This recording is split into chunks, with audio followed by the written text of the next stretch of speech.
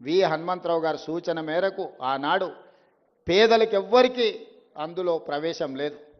గద్దరన్న ఓత కూడా ఎర్రటెండకు 4 గంటలు కూసబెట్టారు. ఇవాళ అది జ్యోతిరావు పూలే ప్రజాభవన్గా మారి ప్రతి వారం ప్రజలందరూ అక్కడికి వచ్చి ప్రజా సమస్యల్ని చెప్పుకునే అవకాశం కల్పించినాం. ఇది ప్రజాపాలన. ఈ ప్రజాపాలనకు మీరందరూ అండగా నిలబడాలి. మీ ఆకాంక్షలు నెరవేర్చే బాధ్యత ఈ ప్రభుత్వాన్ని, రాహుల్ గాంధీ గారిది.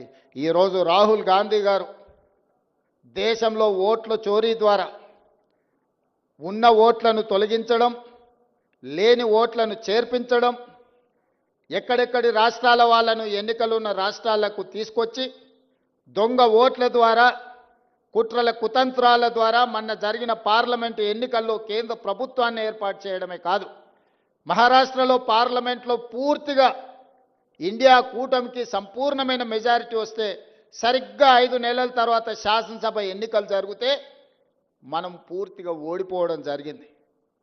ఎందుకు ఓడిపోయినామని విశ్లేషిస్తే 1 కోటి ఓట్లు మహారాష్ట్రలో కొత్తగా చేరినాయి 4 నెలల్లో.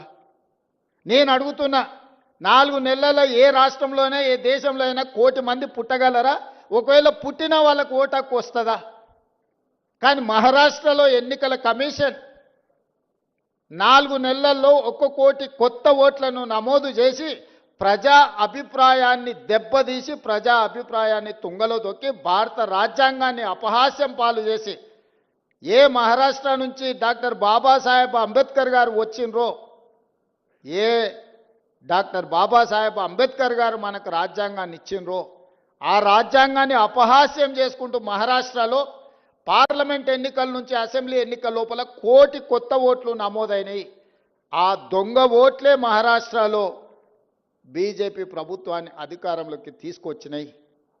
మొన్న కర్ణాటకలో చూస్తే ఒక పార్లమెంట్లో ఒకే ఒక్క మహదేవ్పుర అనే అసెంబ్లీలో 1,14,000 ఓట్లు 6 నెలల్లో నమోదు చేయించారు కొత్తవి.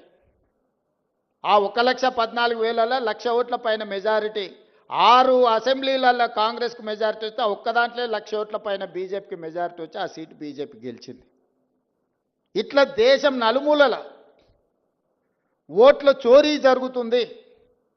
బతుకున్నోళ్లను లక్షలాది మందిని బీహార్లో చచ్చిపోయినట్టు రాసిరు, లేనోళ్లను ఉన్నట్టు రాసిరు. బీహార్లో 65 లక్షల ఓట్లు ఉన్న పలంగా తొలగించారు. ఇప్పుడు ఎన్నికలు వస్తున్నాయి బీహార్లో. 65 లక్షల మంది బతుకున్న ప్రజల్ని, ఆ రాష్ట్ర ప్రజల్ని 65 లక్షల ఓట్లు తొలగించారు. రాహుల్ గాంధీ గారు లెక్క తీసిండు. ఈ 65 లక్షల మంది ఎక్కడికి పోయినరు? దేశంలో లేరా? దేశం విడిచిపోయినరా? దేశంలో చచ్చిపోయినరా? చాలామంది చచ్చిపోయినరా అంటే సుప్రీంకోర్టుకు, ఎన్నికల కమిషన్ దగ్గరికి వీళ్ళు బతుకున్నారా, చచ్చిపోలే అని మనుషులను తీసుకొచ్చిండు. వీళ్ళు దయ్యాలు కాదా, మనుషులే, మీరు దయ్యాలుగా అనుకుంటారేమో అని మనుషులను తీసుకొచ్చి ఎన్నికల కమిషన్ ముందర పెడితే ఈరోజు ఎన్నికల కమిషన్ దానికి సమాధానం చెప్పకుండా రాహుల్ గాంధీ గారు నువ్వు అఫిడవిట్ ఇయ్యని అంటారు. తప్పు చేసింది నువ్వైతే తప్పును ప్రశ్నించిన రాహుల్ గాంధీని అఫిడవిట్ అడుగుతున్నారంటే ఎన్నికల కమిషన్ నిన్న మాట్లాడింది చూసిండ్రు. అందుకే ఈరోజు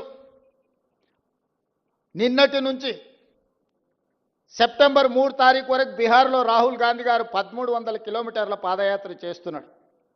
బీహార్ రాష్ట్రంలో దొంగిలించిన ఓట్లను తిరిగి ప్రజలకు ఇవ్వాలని, ప్రజల యొక్క ప్రాథమిక హక్కు ఓటు.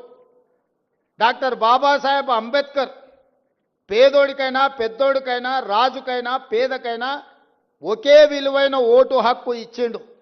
ఆ ఓటు హక్కును దొంగిలించే అధికారం ఎవ్వరికి ఇవ్వలేదు. ఆ ఓటు హక్కును దొంగిలించడానికి ఎవ్వరు ప్రయత్నం చేసినా వాళ్ళు ఊచలు లెక్క పెట్టాల్సిందే అని రాహుల్ గాంధీ గారు చెప్పిండ్రు. రాహుల్ గాంధీ గారు బీహార్లో ఈరోజు 65 లక్షల ఓట్లు తొలగించడం ద్వారా పేదల యొక్క ఓటు హక్కును దొంగిలించిన వాళ్ళని శిక్షించడానికి పాదయాత్ర చేస్తుండు.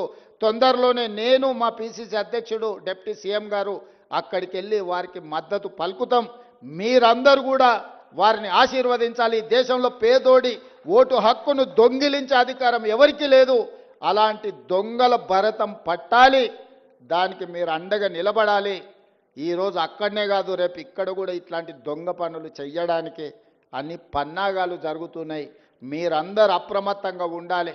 మీరు వెళ్ళిన తర్వాత గ్రామాలలో మీరు మీ కుటుంబ సభ్యుల ఓట్లు ఉన్నాయా లేవా ఒకసారి పరిశీలించుకోండి. ఖచ్చితంగా వాళ్ళకి వ్యతిరేకంగా ఓటేస్తారంటే ఓట్లు తొలగిస్తారు. పక్క రాష్ట్రాల నుంచి జనాలను తీసుకొచ్చి దొంగ ఓట్లు నమోదు చేస్తారు. ఈ రకంగా ప్రజాస్వామ్యాన్నే పరిహసింపజేసే విధంగా ఈరోజు పాలకులు వ్యవహరిస్తున్నారు. అలాంటి వాళ్లకు గుణపాఠం చెప్పడానికి ఈరోజు బీహార్లో పాదయాత్ర చేస్తున్న రాహుల్ గాంధీ గారికి తెలంగాణ రాష్ట్రం తరఫున బహుజనుల కోసం పోరాటం చేసిన సర్దార్ సర్వాయి పాపన్న గౌడ్ సాక్షిగా మనందరం